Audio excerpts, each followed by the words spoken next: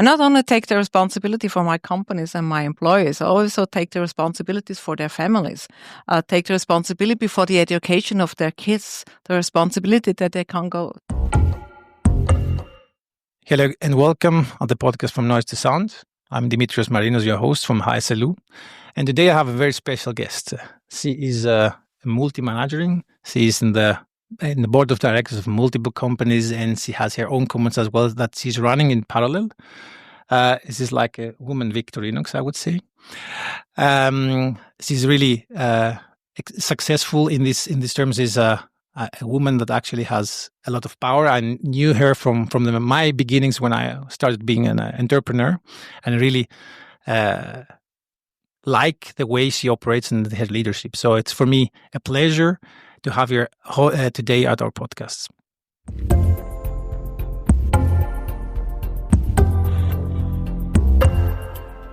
So, hello, Andrea Wucher.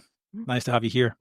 Hello, Demi. Thank you for having me here. It's a pleasure on my side, definitely. I'm very happy to be here, and it was overwhelming when you called me and asked me to be guest in your podcast. Oh, thank you. Thank you for accepting that, actually, because I know I'm doing a lot of things. So your calendar is packed, and I was more than happy to see you again and an exchange, of course. So I wanted just to, first of all, ask you, I mean, you're doing a lot of things. You're in construction, you have done an IT background, you have done a lot. So what actually is motivating you today in your daily business? I mean, based on your background and your experience, what's your driving force when you wake up? My driving force, waking up is difficult, definitely. It's not my driving force, but my driving force during the day is that I can learn every day something new, that I met astonishing people, that I have the possibility to work with them and to see the things growing. For example, when you're in construction, you to build buildings, you see the result of your work. We both know in IT, you don't see the results sometimes. You know at the end of the week that you're tired, but you don't know why. And in construction business, you see what you have done with your team, with the other people around. You can't do something on your own. You're always working in a team, and that's a driving force in my life. And I like to make decisions, and that's one of my main power source, that I can bring companies forward, that I can make decisions, that I can raise the potential in people, and that's pushing me forward every day. That's what I mentioned before. If I wished for me to have a managering, that would be Andrea. And that was the reason when I said that was, I know you take decisions. You're a person who wants to see things move forward, actually. And you're not someone who really wants to discuss things until the time is mature. But this comes with a lot of responsibility. It's not something that's, okay, you are in a manager position, you can take a decision. That's not so easy said. It's easy said, but difficult to swallow. So how do you, I mean, you're in construction business. It's a very manly domain. So how do you take decisions as you like, as you mentioned, but also at the same time, assume responsibility in such a domain? Responsibility, it's a gift and a pleasure to have the possibility to take responsibility. I not only take the responsibility for my companies and my employees, I also take the responsibilities for their families, take the responsibility for the education of their kids, the responsibility that they can go to holidays, for example, with their family. And that's the only reason why you try to do everything possible every day. Because in my companies, all my employees can run the company on their own if I'm not there for 2 or 3 weeks. Otherwise, I would have done something definitely wrong. But without our employees, I can't run the business for 5 minutes. And you have to keep that always in your mind as a manager, that you're not the main person in the company. You're the person who is steering the company, who is taking decision, who is taking responsibility. And at the end, if it goes wrong, you stand there and say, yeah, it was wrong. It was my decision. I take responsibility. If it's a success, it's great. You're part of the party and you can celebrate. But most of the time, you just take the responsibility and don't know if it was the right decision or the wrong decision, because you have a certain amount of information available at the moment when you take the decision, and you just do your best every day. So that's about responsibility. I like responsibility. I love responsibility. I was trained when I was very young to take a lot of responsibility as an air traffic controller. So it's kind of in my DNA. So that's not the problem. And the construction business, yeah, is very interesting. That's the strange part as well. Yeah, that's a strange part. Probably have to go back into my early years as a young girl. I was raised in a family where my father was entrepreneur as well. He had a car workshop, so I was around technical issues all the day. I grew up with him, and from day one, I was always attracted by technique. I was in the aviation industry, I was in the energy industry, and sometimes I ended up in the construction business.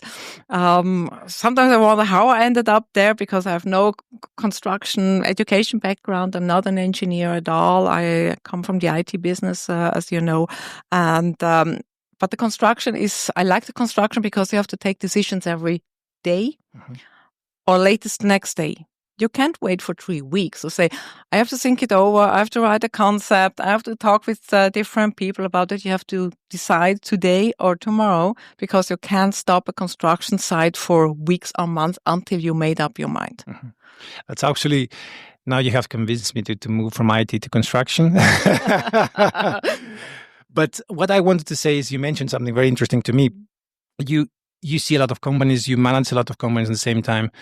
So you said something very important. You can leave for 3 weeks and the company can run, the people can run. So what are the qualities or the criteria that you have as a manager when you pick people? What do you search for in people? And is it different in construction or in IT or the other businesses that you were before, or is it the same quality that you search everywhere? I think first is hire for attitude, train for skills. Definitely. Because, if you want to learn something, I can teach you everything you want.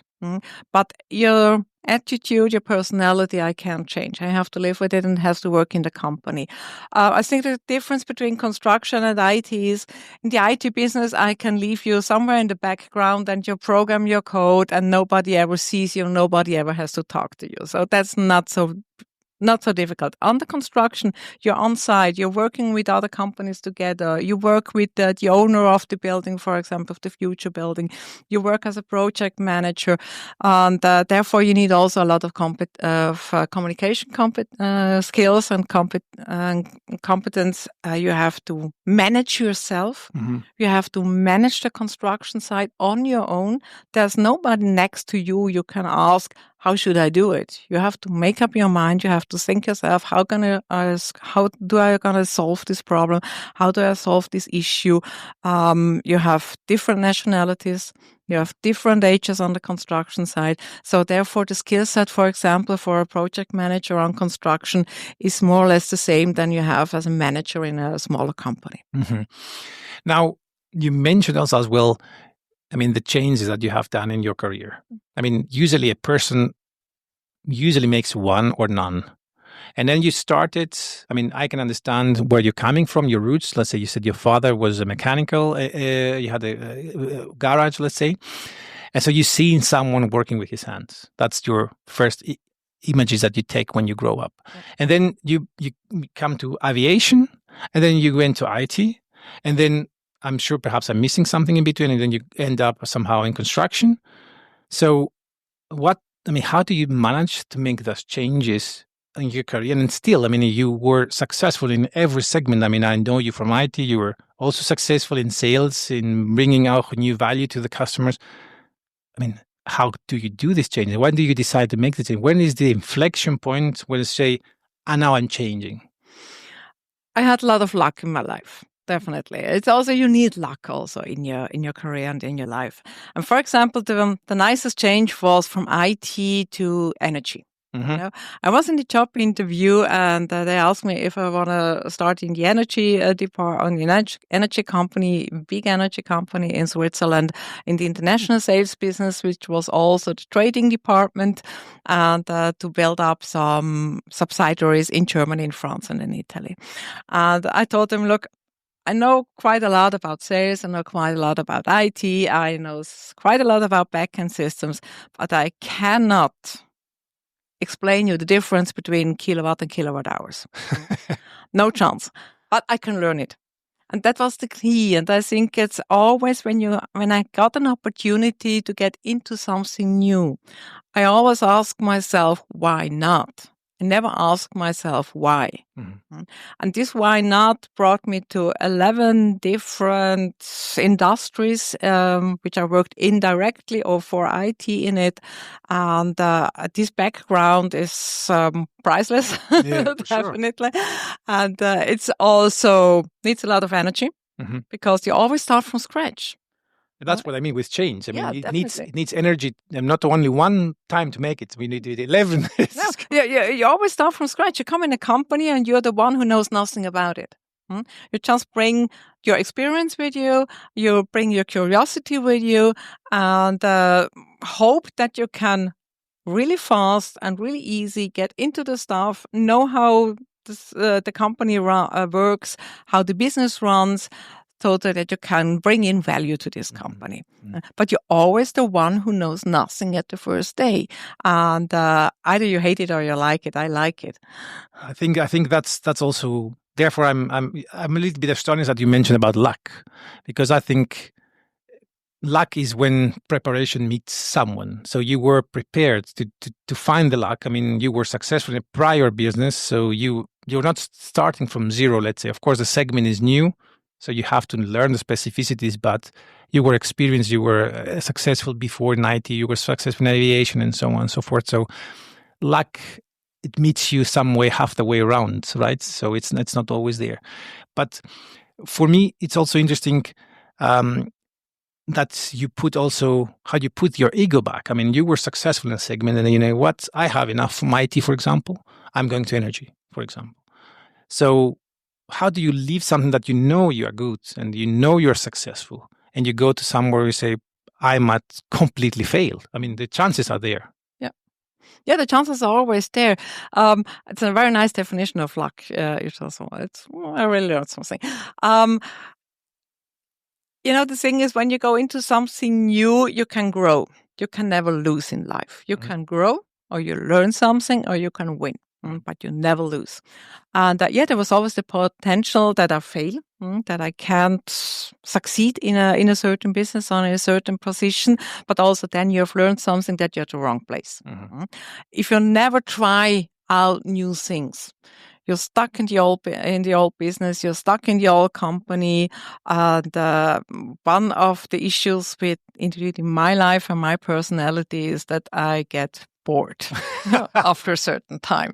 That's I've changed jobs every 2, 3, 4 years, and normally people say, "But come on, the red thread in your CV, what is it?" And then normally you come to me if it's difficult, if you're completely smashed, or you have to build something from scratch. You don't come to me and ask, Andrea, we have a nice department here. Everything runs fine. Just keep it going like this. No, I'm the wrong person. I drive you nuts, and everybody around me as well. So as I get bored after 2 or 3 years, I have to look out for something new. Yeah. And that's why change is so easy for me, because everything new, everything that I've never done before, everything that's a challenge to me, it's a chance and opportunity. Yeah, I mean, at the end of the day, there's 2 schools today. There's the school say you need to stay longer. I mean, show your value by a long time. And then there's another school that say, you know what, after 3, 4 years, turn over. Yeah. And I'm also on the second side when I think, after 3, 4 years, as soon as your powers and your motivation keeps, you have to change. You have to get out of the comfortable zone and push forward. Mm-hmm. So for me, it's also interesting. I mean, you're a woman, a powerful woman, and you have characteristics that I personally would appreciate a lot in a manager. You are direct, very direct. You are very fair on the other side in the same time. So it's not the easiest sometimes to manage with a lot of people. But I think it's very much appreciated in construction because people are straight and they want to do things fast. It's not like the other segments. So, how easy or difficult or special it is to be a woman in construction. That's something that you don't very often meet. I mean, we meet a lot of good leadership women in finance, in IT, let's say, in things that somehow you're grown in there with your studies. But in construction, it's always strange. Yeah, it's strange, but I think it's the easiest part of it to be a woman in construction. You always have this moment of surprise when you're facing somebody else, another manager of another company, the construction owner and the other building owner. They always say, "Oh, you're the boss." And say, "Yeah, I'm the boss," and that's. The other person is curious about how you react in this situation. They also challenge you from time to time. And that's what you said. I'm direct. I tell you what I think about it. Straightforward. So you always know what I'm thinking about you, what I'm thinking about the business, what is my position and what is not my position. If you're in the middle of discussion with me, it can be very disagreeable. It can be very bad, and feeling bad. And I had discussions where the other one said, I have enough. I leave the room. I don't discuss with you anymore. Like, come on, sit down. It's okay. We'll find a solution. And but they always came back and said, look, you took decision, you took responsibility. When you said yes, it was yes, and it was no, not no the next day. So you were reliable, you were accountable, and that was, in the end, the better part to deal with you than if you would have played games, for example. Yeah. I never play games. I hate people playing games. Yeah, and actually, today we all want to move a little bit forward with the business, whatever sector you are. And if you play games, the only thing you win at the end is toxicity, so nothing moves on. Yeah. So I know you in this part, this will be something you would not tolerate, I would say. At all. I wouldn't like to be in the same room anyway. No, come on. I would like to be, but just to look. But what I wanted to say is, at the same time, is you are in construction at this time, and this is something, of course, booming, especially in Switzerland as well. We know real estate and construction is something that's really driving economy as well. One of your current project that actually shortly before has finalized, it's Messe in Bern, which is actually a huge thing for Bern as the city, but also I think for Switzerland as well. So this is a mega project, not something like that you have 10 times in the same time in the same country. So just cherry pick one to I would say spicy stories that, for such a big project could be really, really interesting to because people see at the end of the day, a nice project that ended in time, but no one sees what had happened before in between. So I would like to share some spicy stories in between that would be funny, let's say, on this context. Yeah, definitely. That's a pleasure. First of all, it started, I was chairman number 4 of this project. Okay. So Bern 3 chairman before. So most of the people will say, okay, let's go and run. I said, interesting. Give it to me. Give it to me. I take things when they are difficult and everybody else says, it's impossible to build it in 2 years. We had 474 days to build the building. It's 95 weeks. During due winters with a lot of fairs around. We had running fairs around the whole 2 years, and I had no plan B. I guess in 2 years you cannot have a plan B. It's impossible. Yeah, you have this plan A at the 25th of April is the opening of the Bern, the biggest fair in Bern, and the building has to be completed and finished then, and has to be operational, and part of the fair is in this building. And then you said before, I have no ego. In this case, I have a very big ego because I wanted to prove that it is possible. And then you give all the energy in there. Spicy story is that first I had 2 project managers on the project. At the end, I think we were about 6 project managers because it summed up that it is so much work. We have 740 kilometers of cables in this building. A funny story is we have 428 small tables ordered. Nobody can tell me why it is 421. I didn't find out until today, but who cares? If they want 421 tables, then we give them 421 tables.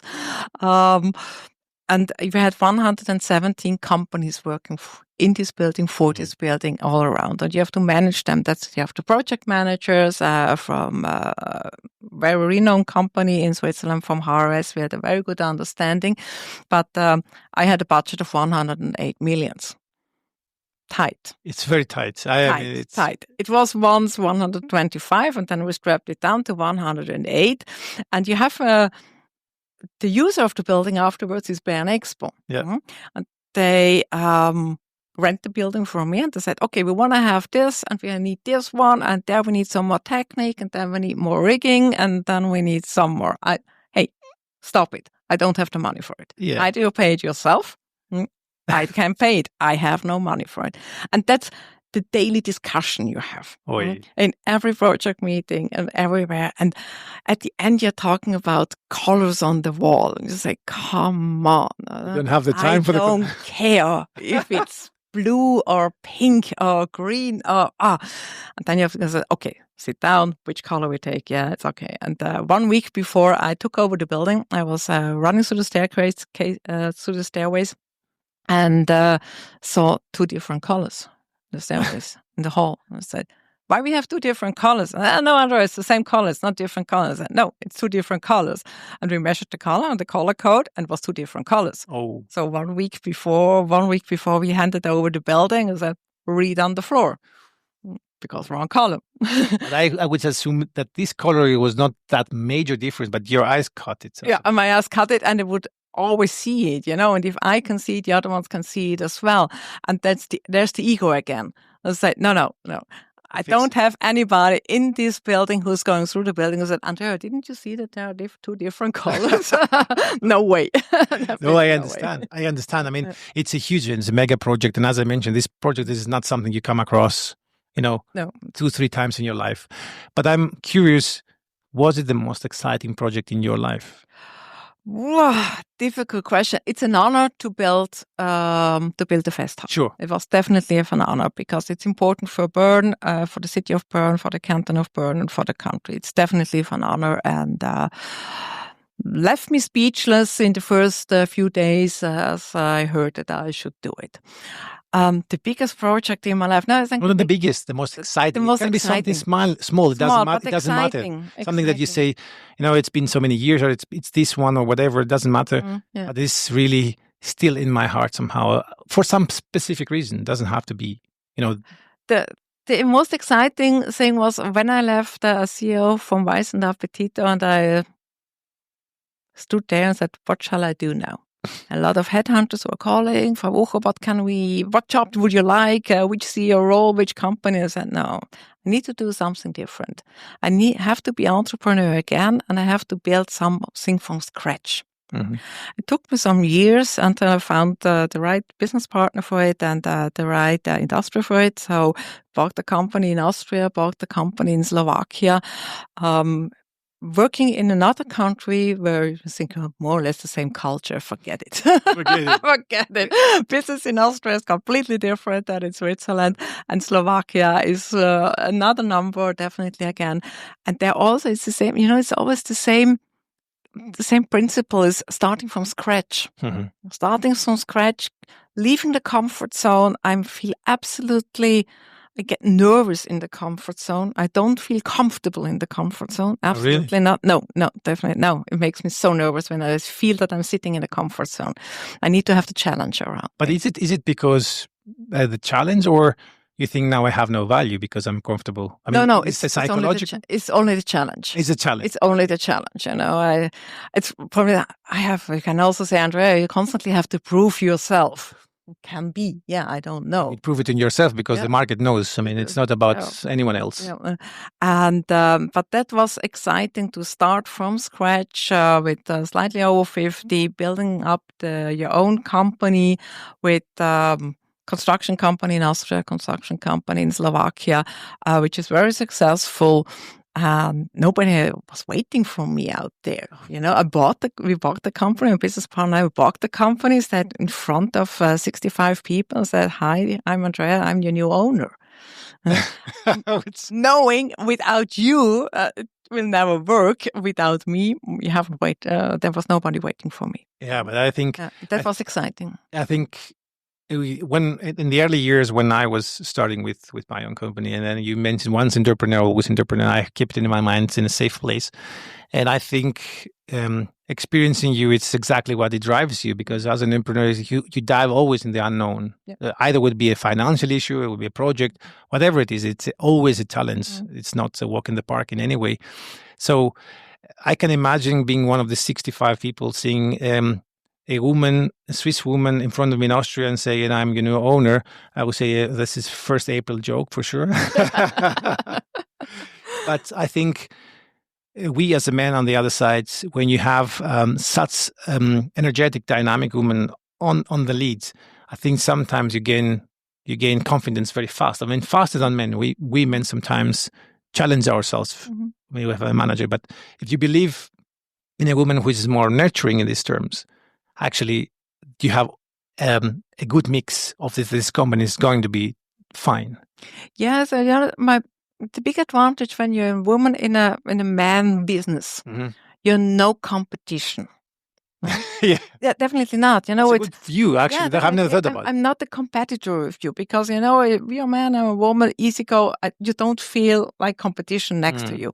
And same to me. And that makes things a lot easier because we can work together based on the subject, for the project, whatever, and not for our egos. Yeah. And for everything else. Yeah.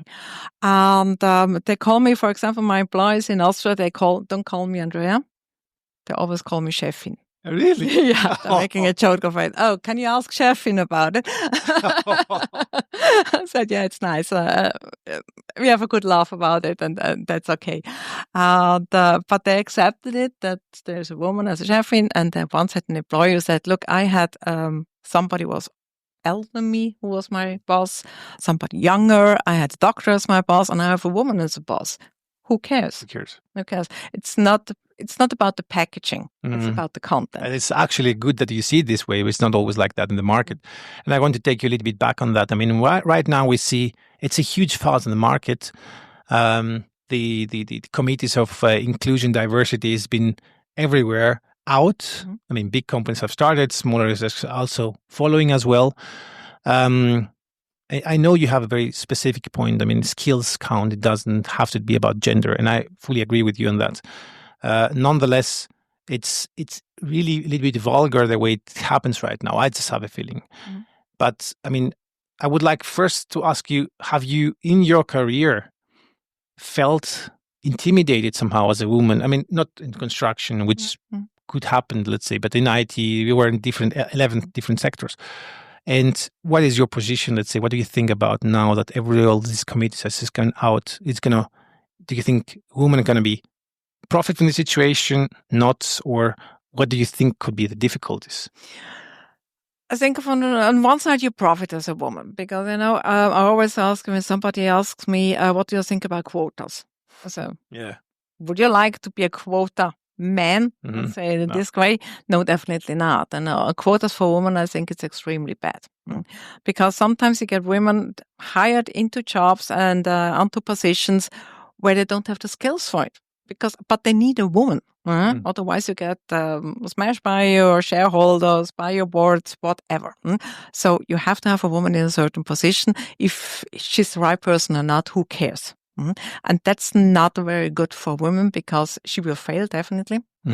And it gives everybody the excuse, we have tried it and it doesn't work. So not really clever. So I think I never had a problem as a woman when I said, I want to have this position, I want to get in that position, I want to have access to a certain circle, which somebody said, no, you're a woman, you can't. If you want to have something, you have to fight for it. And you have to pay the price for it. You just can't stand there and say, I would like to be a CEO. I'm a woman, so please. Doesn't work. You have to fight for it. You have to educate yourself. You have to go through the education programs. You have to really stand your man in front of a board and say, you're looking. I had an election in a board a few months ago. There were about 10 people they were interviewing. I had my interview and they called me in the afternoon and said, you will be the new board member. So, wow, that was fast. And what about the other 10? Oh, we just canceled the interviews. I said, because I wanted this position. I went in there and said, I'm your man. Yeah. Yeah, I think. Woman. Yeah, well, it's actually sometimes tongue runs fast, but it's what, I mean, is correct also. I mean, you have to act, I mean, this masculine character of acting like a woman, as a woman, it's also valid. I mean, when you're on the board, you have to take decisions. Usually it used to be historically a man's part, but it is like that in the business. So I think for me, it's also a part of personality. I mean, no one can, I mean, just be a pretty face as a woman in a board doesn't cut it anymore, or a CEO as a pretty face doesn't cut it. You have to have a personality, and that's the most important, because that's also characterizes the business as well. You are the face of the business, and that's important. But I'm still, I don't know what is, I mean, you've seen, you are in a lot of boards, you know other boards as well. I think Switzerland is doing very well in these terms. I mean, there was a shift the last 5 years. A lot of skilled women are in good positions, and I think we see a lot of companies progressing because of women further. I mean, what's your take on that? I mean, do you feel, let's say, that the women characteristics in the leadership part actually giving this additive touch to Swiss companies that it was not there before? Smaller companies, I think, if you look at the smaller companies, 94% of the companies in Switzerland are small and medium business. Yes. And in small and medium business, you have a CEO, probably a finance guy. That's it with management. I can't have 5 members of the management circle where I have at least 2 women. It really doesn't work because you don't have so many positions. In the board where you have 5, 6, 7 people, you can say we have 2 or 3 or 4 women. If the skills we needed are delivered by these women. If we need finance skills and we have a great finance lady, perfect, take it. And also hire for attitude, train for skills, and don't hire for gender. It doesn't help. It doesn't really help doesn't anyone. help anybody.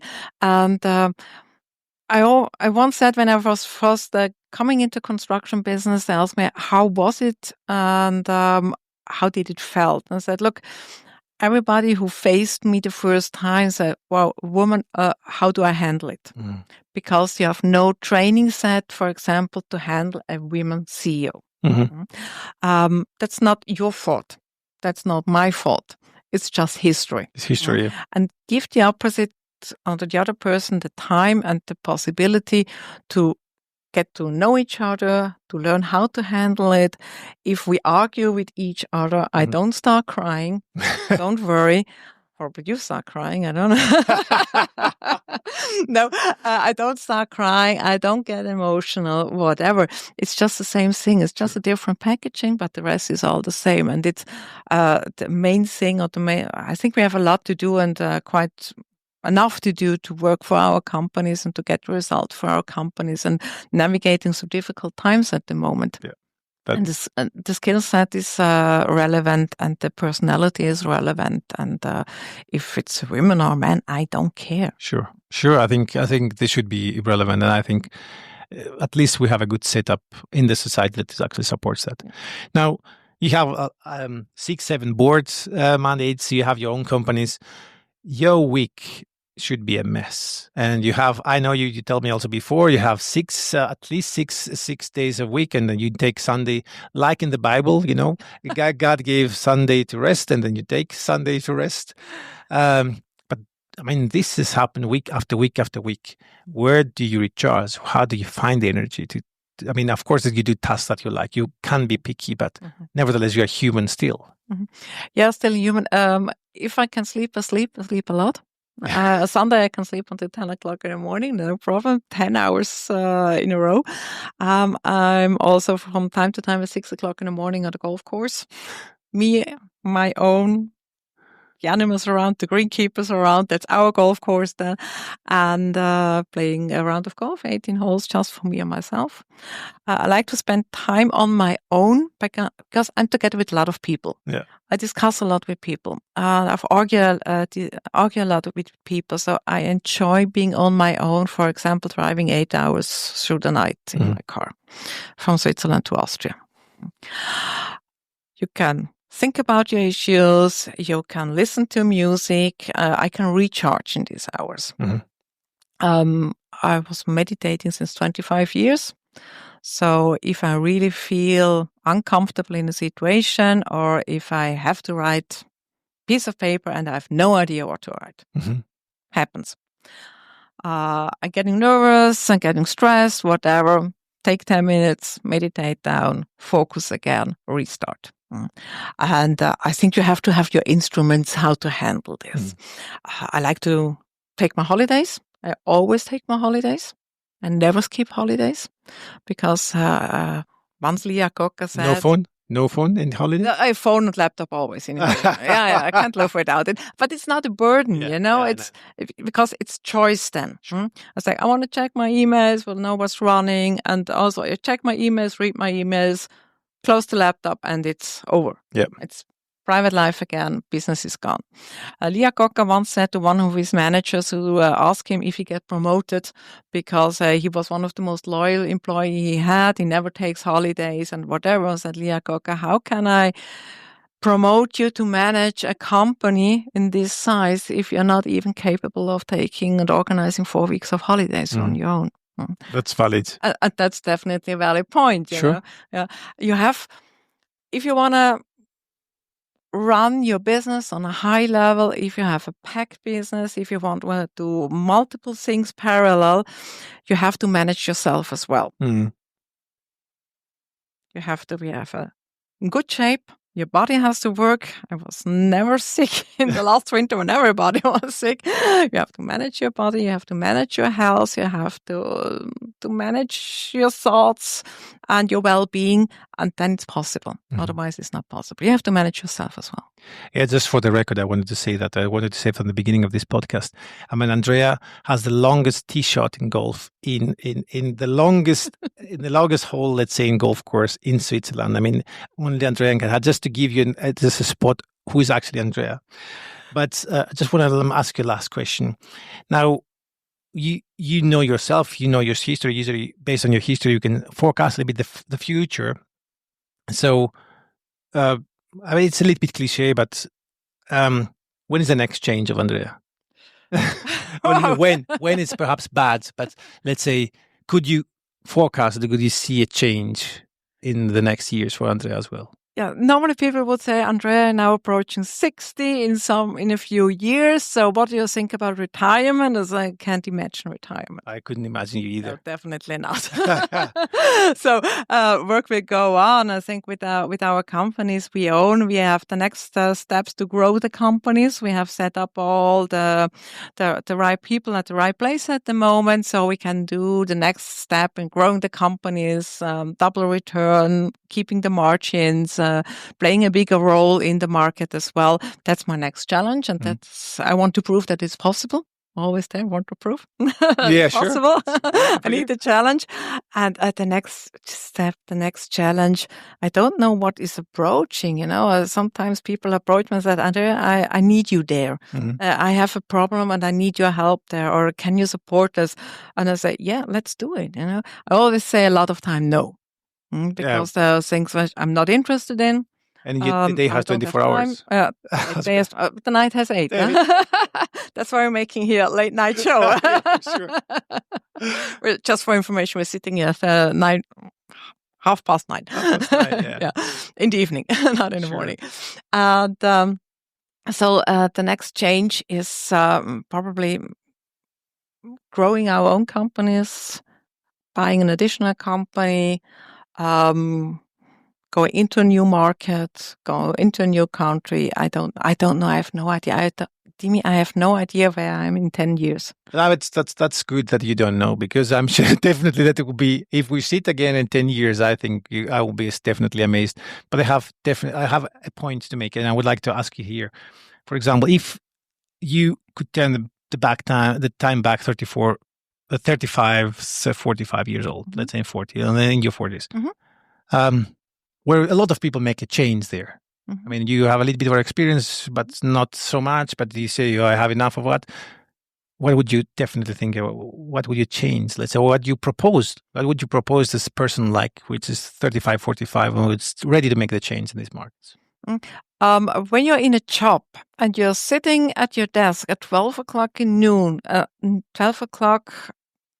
and you think, what shall I do this afternoon? I have no idea what I'm doing here. Change it.